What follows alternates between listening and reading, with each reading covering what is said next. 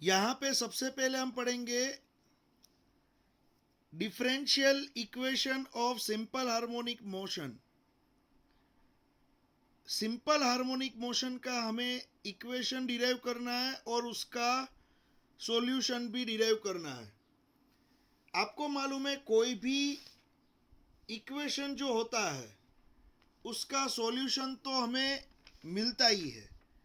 मान लो मैं यहाँ पे एक इक्वेशन लिख रहा हूँ, आपके सामने मैं एक इक्वेशन लिख रहा हूँ। मान लो यहाँ पे हमने लिखा है x square plus 2x plus 1 equals to 0। ये मैंने एक इक्वेशन लिखा है। यहाँ पे आप देख सकते हो x square plus 2x plus 1 equals to 0। तो ये इक्वेशन है एक्स का इक्वेशन, ये एक्स का इक्वेशन है। अब इसका सॉल्यूशन भी होगा, तो हमें इसी तरह से एक इक्वेशन डिराइव करना है और वो है differential equation of simple harmonic motion, और उसका लास्ट में सॉल्यूशन भी डिराइव करना है। तो ये कैसे होगा बच्चों, देखो। तो यहां पे सिंपल हार्मोनिक ऑसिलेटर, आपको मालूम था कि कोई एक, हम इस तरह से एक स्प्रिंग लेंगे, ये है स्प्रिंग, और नीचे एम मास का ऑब्जेक्ट हैंग कर देंगे।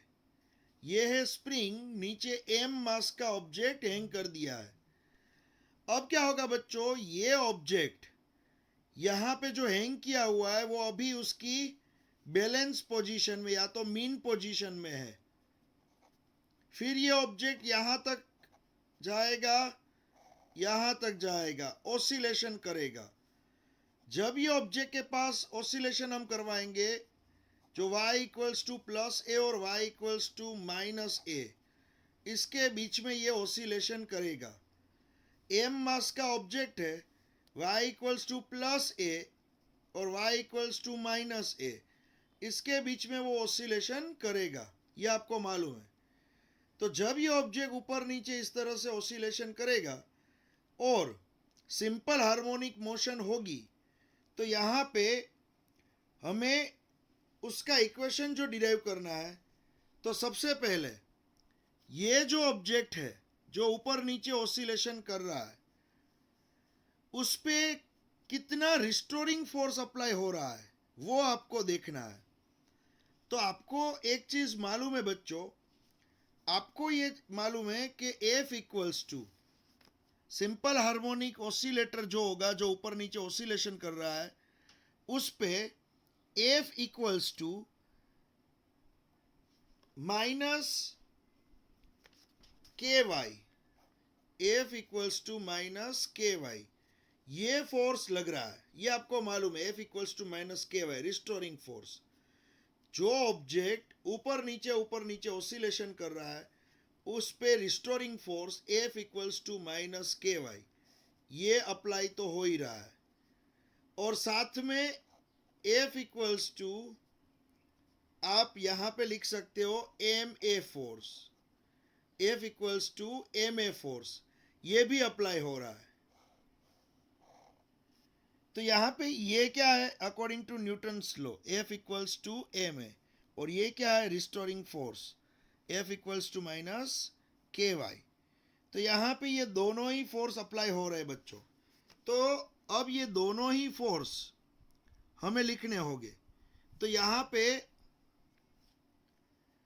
if the mass of simple harmonic oscillator is m and acceleration at time t is a, then using Newton's second law of motion, तो अभी न्यूटन सेकेंड लॉ हमें यूज करना है। तो फोर्स जो अप्लाई होगा सिंपल हार्मोनिक ऑसिलेटर पे, वो फोर्स अप्लाई होगा f equals to minus M omega square y. अब ये फोर्स कहां से आया, तो आपको मालूम है ये जो फोर्स मैंने यहां पे लिखा है वो F equals to minus k Y, इसकी हेल्प से आया है। तो F equals to minus k y, ये के की जगह पे मैंने क्या लिख दिया, एम ओमेगा स्क्वायर। आपको ये भी मालूम होगा के की जगह पे हम एम ओमेगा स्क्वायर लिख सकते हैं। तो यहाँ पे f equals to minus M omega square y, ये फोर्स रिस्टोरिंग फोर्स है। और दूसरा फोर्स अगर हम बात करेंगे तो वो होगा f equals to m a, f equals to m a, ये फोर्स दूसरा फोर्स होगा। और उसमें ए की जगह पे आप displacement d two Y upon D T square ये भी लिख सकते हो। तो यहां पे बच्चों एक चीज देखोगे, फोर्स के दो इक्वेशन मिले, F equals to minus M omega square Y और F equals to M D two Y upon D T square. Acceleration को लिखा है मैंने D two Y upon D T square. तो एक इक्वेशन ये हुआ बच्चों, ये इक्वेशन 1 और ये हुआ इक्वेशन 2। तो ये दो इक्वेशन फोर्स के इक्वेशन है, देख लो बच्चों। यहां पे मैंने फोर्स के दो इक्वेशन लिखे, ये है फोर्स के दो equation. F equals to minus M omega square y, ये रिस्टोरिंग फोर्स है। आपको मालूम है बच्चों, f equals to minus k y हम लिखते हैं और उसमें के की जगह पे हमने लिखा है एम ओमेगा स्क्वायर। तो एम ओमेगा स्क्वायर वाई, ये फोर्स का रिस्टोरिंग फोर्स का इक्वेशन हुआ। और दूसरा equation f equals to m a, तो यहाँ पे ए की जगह पे d two Y upon D T square हम लिख सकते हैं।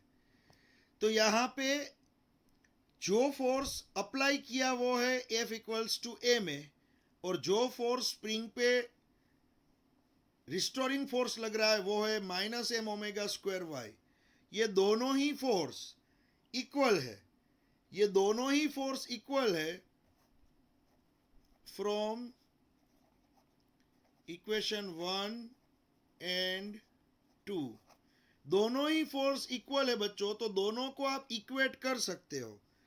तो यहां पे मैं लिख सकता हूं m D two Y upon D T square equals to minus M omega square y. हम इस तरह से यहां पे लिख सकते हैं। और यहां पे जैसे ही आप लिखोगे एम एम कट हो जाएगा और आपको यहां पे मिलेगा d two Y upon D T square. फिर यहां पे इक्वल के राइट हैंड साइड मिलेगा माइनस ओमेगा स्क्वायर वाई। अगर इसको लेफ्ट हैंड साइड ले जाओगे तो ये हो जाएगा plus omega square y equals to 0। तो बच्चों ये जो इक्वेशन यहां पे मिला है ये है डिफरेंशियल इक्वेशन। याद रखना ये है differential equation of simple harmonic motion. इसके अंदर देखो डिफरेंशिएशन हो रहा है, सिंपल सी बात है, इसके अंदर डिफरेंशिएशन हो रहा है। ये डिफरेंशियल इक्वेशन हुआ किसका, सिंपल हार्मोनिक मोशन का। अब सिंपल हार्मोनिक मोशन किसको बोलोगे आप, हमने आगे भी पढ़ लिया है, एक बार मैं फिर से बता दूं। मान लो कोई ऑब्जेक्ट को आपने स्प्रिंग में इस तरह से हैंग कर दिया और ये ऑब्जेक्ट को आपने ऊपर इस तरह से धक्का मार के ऑसिलेशन चालू करवा दिए। तो एक बार जब ऑसिलेशन चालू हो जाएंगे तो ये ऑब्जेक्ट स्ट्रेट पाथ पे कोई एक फिक्स पॉइंट के आजू बाजू अपनी मोशन कंटिन्यू रिपीट करेगा। तो ये है सिंपल हार्मोनिक मोशन। बच्चों याद रखना, इस पे कोई भी रेजिस्टिव फोर्स नहीं लग रहा है, कोई भी रेजिस्टिव, इसको रोकने वाला रेजिस्टिव फोर्स नहीं लग रहा है। तो एक बार धक्का मार दिया तो लाइफ टाइम इसका ऑसिलेशन चालू ही रहेगा, ये कभी यहाँ पे स्टॉप नहीं होगा। तो सिंपल हार्मोनिक ऑसिलेशन जो होते हैं उसमें रेजिस्टिव फोर्स नहीं लगते हैं, तो लाइफ टाइम ऑसिलेशन चालू ही रहेगा, ये ऑसिलेशन करता ही रहेगा। एक बार ऑसिलेशन करवाने से ये अपना ऑसिलेशन चालू ही रखता है। तो ये है सिंपल हार्मोनिक ऑसिलेशन। तो ये उसका डिफरेंशियल इक्वेशन है। अब कोई इसको बताए कि भाई इसका सॉल्यूशन क्या है। ये इक्वेशन तो डिफरेंशियल इक्वेशन तो हमने देख लिया, यहां पे ये है, मैं लिख रहा हूं बच्चों differential equation. Differential equation of SHM, simple harmonic motion, उसका डिफरेंशियल इक्वेशन है। अब इसका सॉल्यूशन क्या होगा, क्योंकि कोई भी इक्वेशन होता है उसका सॉल्यूशन होता है, आपको मालूम है, मैंने अभी बताया आपको। तो इसका जो सॉल्यूशन होगा,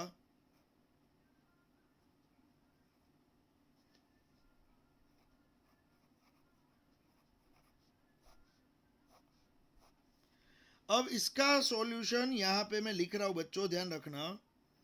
इसका सॉल्यूशन होगा y equals to a sine omega T, ये उसका सॉल्यूशन है। y equals to a sine omega T, ये इसका सॉल्यूशन है, जिसको आप यहाँ पे ये जो डिफरेंशियल इक्वेशन आपने देखा SHM का, उसका एक सॉल्यूशन तो ये है। दूसरा सॉल्यूशन हो सकता है, यस, दूसरा सॉल्यूशन भी इसका हो सकता है y equals to b cos omega T, ये उसका दूसरा सॉल्यूशन है। देखो यहाँ पे और करके मैं लिख रहा हूं, ये सॉल्यूशन है, या तो इसका ये सॉल्यूशन है, और एक और सॉल्यूशन है y equals to a sine omega T plus b cos omega T, ये उसका एक और सॉल्यूशन है। तीन सॉल्यूशन लिखे देखो, y equals to a sine omega t, y equals to b cos omega t, y equals to a sine omega T plus b cos omega T, ये तीन सॉल्यूशन लिखे। तो आप तुरंत बोलोगे सर हम कैसे बिलीव करें कि ये इक्वेशन जो है उसका सॉल्यूशन ये है। चलो मैं यहाँ पे आपको बताऊं, कोई भी इक्वेशन आप लोगे, देखो यहाँ पे क्या इक्वेशन है, डिफरेंशियल इक्वेशन क्या है, d2y upon dt square plus omega square y equals to 0, ये इक्वेशन है हमारे पास, ये इक्वेशन है। देखो बच्चों, ये इक्वेशन हमारे पास है। अब लेफ्ट हैंड साइड ये लिखा हुआ है, राइट हैंड साइड 0 है, तो मैं इसके अंदर y की ऐसी कोई वैल्यू रख दूं, y की ऐसी कोई वैल्यू रख दूं जिससे राइट हैंड साइड 0 आ जाए, तो हमारा सॉल्यूशन वो सही है। जैसे आपको मैंने आगे बताया कि x square plus 2x plus 1, x square plus 2x plus 1, इसके अंदर x की कोई ऐसी वैल्यू रखो जिससे राइट हैंड साइड 0 आ जाए, तो उसका वो सॉल्यूशन होगा। तो यहाँ पे x equals to -1, x equals to -1, ये इसका सॉल्यूशन है। तो आप बोलोगे कैसे, देखो x की जगह पे -1 लिखना है, तो -1 का स्क्वायर प्लस 2 इंटू -1 प्लस 1। अब देखो यहाँ पे ये तो 1 हो गया, ये हो गया -2 और ये हो गया +1, तो यहाँ पे 0 मिल जाएगा। तो आप तुरंत समझ जाओगे कि ये जो इक्वेशन है, राइट हैंड साइड क्या था 0, तो x की वैल्यू आपने अगर -1 रख दी, x इक्वल्स टू -1 रख दिया इसके अंदर, तो हमें 0 मिल जाएगा। तो उसी तरह से बच्चों, अगर ये इक्वेशन आपके पास है, ये इक्वेशन, y की ऐसी वैल्यू रखनी होगी जिससे राइट हैंड साइड क्या आ जाए, राइट हैंड साइड 0 आ जाए, y की ऐसी वैल्यू हमें रखनी होगी। तो y का सॉल्यूशन हमने अभी एज्यूम क्या किया, y equals to a sine omega T, ये हमने एज्यूम किया है, इसका सॉल्यूशन ये है। चलो कोई बात नहीं, तो यहाँ पे y दिख रहा है आपको, यहाँ पे y दिख रहा है, यहाँ पे ये वैल्यू रख देंगे। लेकिन यहाँ पे d2y बाई dt स्क्वायर है, y का 2 बार डिफरेंशिएशन। तो चलो एक बार करते हैं, y का एक बार डिफरेंशिएशन करते हैं। ये तो कांस्टेंट है भाई, लेकिन साइन ओमेगा टी का डिफरेंशिएशन होगा कोस ओमेगा टी, और यहां से अंदर जो ओमेगा है वो बाहर निकल जाएगा, क्योंकि अंदर ओमेगा कांस्टेंट है। तो साइन ओमेगा टी का डिफरेंशिएशन होगा कोस ओमेगा टी, और ये ओमेगा बाहर निकला। आपको मालूम है जब कोई भी फंक्शन होगा और अंदर कांस्टेंट दिखेगा, तो वो कांस्टेंट को बाहर मल्टीप्लाई करना होता है, तो साइन ओमेगा टी का साइन का डिफरेंशिएशन कोस होगा, लेकिन अंदर वाला कांस्टेंट आपको बाहर एक बार मल्टीप्लाई करना है। तो ये है dy बाई डी टी। अब इसका दूसरी बार डिफरेंशिएशन करते, दूसरी बार d2y upon D T square, ये दूसरी बार हुआ, जिसमें ए का ए लिखा, ओमेगा का ओमेगा लिख दिया। लेकिन कोस ओमेगा टी का डिफरेंशिएशन होगा साइन ओमेगा टी। तो आपको यह भी मालूम है कोस ओमेगा टी का होता है माइनस साइन, आपको मालूम है कोस ओमेगा टी का डिफरेंशिएशन होता है माइनस साइन, तो उसका माइनस में यहां पे लिख रहा हूं, माइनस लिख रहा हूं। और कोस ओमेगा टी का डिफरेंशिएशन माइनस साइन तो लिख दिया, लेकिन अंदर ओमेगा है, वो बाहर मल्टीप्लाई होगा, तो 2 ओमेगा हो जाएंगे, तो यहां पे ओमेगा स्क्वायर लिखा मैंने। तो ए का ए, ओमेगा का ओमेगा, कोस ओमेगा टी का था माइनस साइन ओमेगा टी, और अंदर का ओमेगा एक बार फिर से बाहर आएगा, तो वो हो जाएगा ओमेगा स्क्वायर। तो बच्चों ये d2y by d T square, ये जो है d2y by d T square उसकी वैल्यू है, ये है y की वैल्यू। तो यहाँ पे d2y by d T square की वैल्यू ये रखनी होगी, और y की वैल्यू आपको ये रखनी होगी। तो चलो पुटअप करते हैं वैल्यू। तो यहाँ पे हमें लिखूंगा minus A omega square sine omega T, d2y by d T square की जगह पे मैंने ये लिख दिया। फिर मैं लिखूंगा यहाँ पे प्लस ओमेगा स्क्वायर, और y की वैल्यू क्या है, A sine omega T, A sine omega T. तो बच्चों ये दोनों सेम है, देखो ये minus A omega square sine omega T, ये plus A omega square sine omega T, ये माइनस है, ये प्लस है। बच्चों देखो आप, ये पूरा स्टेप माइनस है, वैसा ही ये स्टेप है, सिर्फ यह मैंने उल्टा मल्टीप्लाई किया है। ये ए ओमेगा स्क्वायर या तो ओमेगा स्क्वायर है, दोनों सेम होता है, तो ये दोनों ही स्टेप सेम दिख रहे हैं, तो ये दोनों ही कट हो जाएंगे, तो आ गया 0। तो 0 आ गया, तो भाई y की जो वैल्यू हमने एज्यूम की थी, हमने y की वैल्यू एज्यूम की थी ए साइन ओमेगा टी, हमने y की ये वैल्यू एज्यूम की थी ए साइन ओमेगा टी, ये सही है, ये सही है। ये इक्वेशन जो है, जो हमने y का इक्वेशन यहाँ पे जो एज्यूम किया था ए साइन ओमेगा टी, जहाँ यहाँ पे वैल्यू हमने रख दी, तो भाई ये सही है हमारे लिए। तो ये इक्वेशन हो सकता है, सॉरी ये सॉल्यूशन ये इक्वेशन का हो सकता है।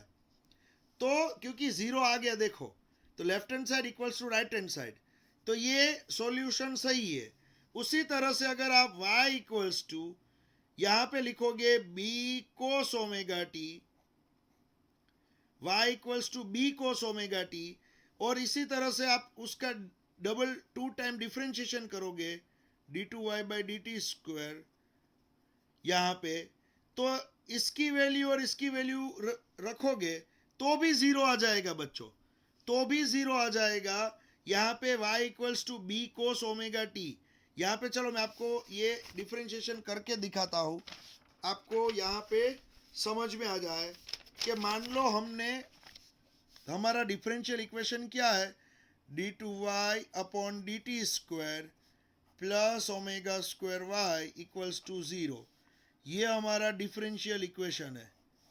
और y का दूसरा हमने क्या सॉल्यूशन एज्यूम किया था, y का दूसरा सॉल्यूशन हमने एज्यूम किया था b कोस ओमेगा टी, पहले a sine omega t assume किया जिसने 0 करके बताया, फिर b cos omega t assume किया, वो भी 0 करके बताएगा।